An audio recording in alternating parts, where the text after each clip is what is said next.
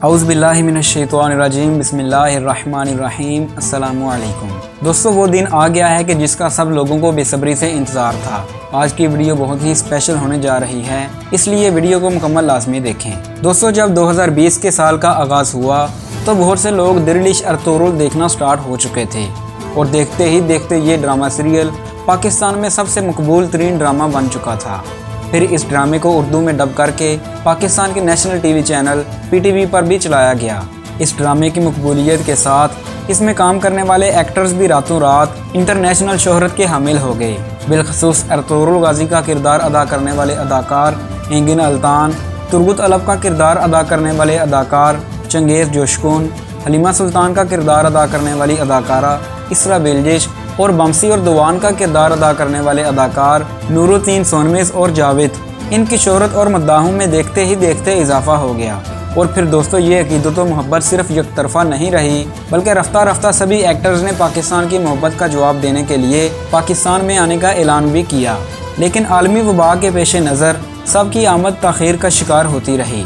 सबसे पहले दुआन अलव ने पाकिस्तान का दौरा किया और अब अर्तुगरुल गाजी खुद यानी कि एंगिन अल्तान पाकिस्तान के शहर लाहौर पहुंच गए हैं। दोस्तों, उनसे आने से पहले बहुत कम लोगों को पता था कि अल्तान पाकिस्तान आने वाले हैं। उनके आने की खबर को क्यों खुफिया रखा गया और अल्तान सिर्फ 2 दिन के मुख्तसर तरीन दौरे के लिए ही पाकिस्तान क्यों आए, इन तमाम सवालात के जवाब आगे चलकर जानते हैं। सबसे पहले बात करते हैं कि अर्तुगरुल गाजी अचानक पाकिस्तान क्यों आए और किसकी दावत पर आए। दोस्तों, आज से तकरीबन 12 दिन पहले यासिर शामी ने लाहौर के मुमताज़ बिजनेसमैन मियां काशिफ ज़मीर का इंटरव्यू किया, जिन्होंने ये अंदिया दिया कि वो जल्द ही अल्तान को पाकिस्तान में मदऊ करने वाले हैं और तकरीबन 10 से 12 दिन बाद वो पाकिस्तान पहुंचेंगे। और आज उनका वादा भी वफा हुआ और वो अल्तान को पाकिस्तान ले आए। दोस्तों, यूँ अचानक आने की वजह यह थी कि अल्तान मारूफ business company Chaudhry group of industries के ब्रांड एम्बेसडर बनने जा रहे हैं, जिसकी डील इस्तांबुल में तय पा चुकी है और अब वो मुकम्मल तौर पर इसका ऐलान भी करेंगे। और मज़ीद ये कि जब मियां काशिफ ज़मीर ने तुर्की में उनसे मुलाकात की तो उन्होंने 60 लाख मालियत की सोने और डायमंड से बनी अंगूठी भी अल्तान को तोहफे में दी। जी अस्सलाम वालेकुम, मैं मियां काशिफ ज़मीर। आज मैं अपने बड़े प्यारे भाई उनको my father gifted to me and I am gifting to him. I hope so it will be better on your side. Thank you very much. Wow. And इंशाल्लाह अल्लाह bless you from this too also. Inshallah. Thank you very much. Inshallah. Thank you, bro. Inshallah. Thanks. Wow. Huh? Mashallah. Güle güle kullan. Eyvallah. Teşekkür ederim. Allah. You said it perfect? Because Yeah, it's it's my son. perfect. Oh, and inshallah you will see that. What is the benefit of this?